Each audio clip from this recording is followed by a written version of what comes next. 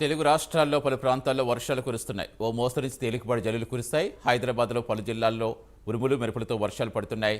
ఏపీలో ప్రకాశం జిల్లాలో వడగండ్ల వాన కురుస్తుంది. మే 30న కేరళ తీరం తాకిన నైరుతి రుతుపవనాలు తెలుగు రాష్ట్రాల వైపు విస్తరిస్తున్నాయి. మరో 3 రోజుల్లో తెలుగు రాష్ట్రాలకు ప్రవేశించే అవకాశం ఉందని వాతావరణ శాఖ అంచనా.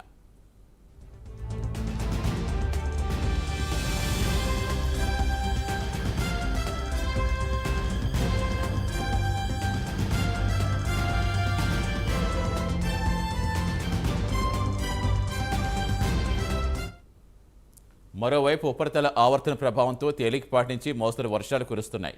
కోస్తాంధ్ర జిల్లాల్లో ఉపరితల ఆవర్తన ప్రభావంతో రాబోయే 4 రోజులు పలు చోట్ల భారీ వర్షాలు కురిసే అవకాశం ఉందని వాతావరణ శాఖ ప్రకటించింది.